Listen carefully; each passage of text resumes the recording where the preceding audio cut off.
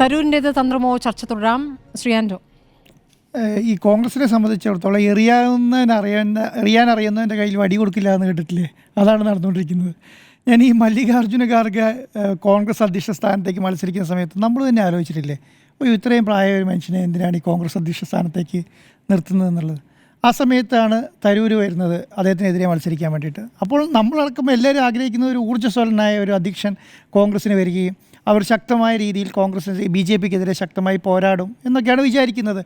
അപ്പം ഇദ്ദേഹത്തിൻ്റെ ഒരു വീരപരിവേഷമാണ്.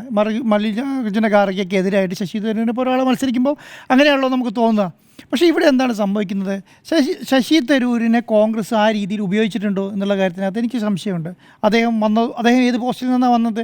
അദ്ദേഹം പോസ്റ്റിന് വന്നതനുസരിച്ചിട്ട് നോക്കുമ്പോൾ അദ്ദേഹത്തിന് ഒരു MP സ്ഥാനം എന്ന് പറയുന്നത് വലിയ കാര്യമൊന്നുമല്ല. അദ്ദേഹം അതുപോലെ കോൺഗ്രസ് പോലെ ഒരു നാഷണൽ പാർട്ടിയുടെ ഭാഗമായി 4 പ്രാവശ്യം MP ആയി, 2 പ്രാവശ്യം മന്ത്രിയായി. എങ്കിൽ കൂടെ അദ്ദേഹത്തെ പോലെ ഒരാളെ കോൺഗ്രസ് എങ്ങനെ ഉപയോഗിക്കണം, ഏത് രീതിയിൽ ഉപയോഗിക്കണം എന്നുള്ളതാണ്. ഇപ്പോൾ വർക്കിംഗ് കമ്മിറ്റി മെമ്പറാണ് എന്ന് പറയുന്നു. ഒരു വർക്കിംഗ് കമ്മിറ്റി മെമ്പറായി മാത്രം നിൽക്കേണ്ട ഒരാളാണോ അദ്ദേഹത്തെ? BJP അദ്ദേഹത്തെ ഉപയോഗിക്കുന്നു. BJP ശശി തരൂരിനെ പോലെ വലിയ മുതിർന്ന ഒരാളെ, അല്ലെങ്കിൽ ആൾക്കാരെല്ലാം വിശ്വവരെന്ന് പറയുന്ന ഒരാളെ ഉപയോഗിക്കുന്നു എന്നുള്ളതുപോലെ കോൺഗ്രസിന് എന്തുകൊണ്ട് ഉപയോഗിക്കാൻ പറ്റുന്നില്ല എന്നുള്ളതാണ്. അതുകൊണ്ടാണ് ഞാൻ പറഞ്ഞത് എറിയാൻ അറിയുന്നതിൻ്റെ കയ്യിൽ വടി കൊടുക്കില്ല എന്ന് പറയുന്നത്.